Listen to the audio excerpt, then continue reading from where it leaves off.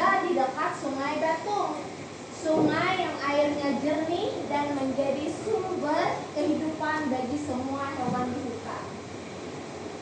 Suatu hari, musim kemarau panjang datang. Air sungai menyusut, pohon-pohon mulai meranggas dan buah-buahan sulit ditemukan. Semua hewan mulai panik karena makanan semakin langka.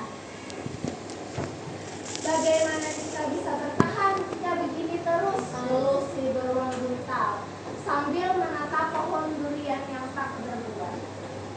Namun, di tengah kekeringan itu, si kancil tetap tampak gemuk dan sehat. Ia selalu tampak kenyang dan bertenaga. Pasti dia menyimpan makanan, kata si monyet Montalu mencurigai si kancil. Dia mendapatkan makanan. Rencana licik si kancil. Ternyata benar, si kancil punya akal bulus. Diam-diam, ia menyelinap setiap malam ke sebuah ladang singkong milik manusia yang terletak di pinggir hutan. Ia menggali dan mengambil beberapa ubi untuk dimakan sendiri. Namun, ia tidak mau membagi rahasianya.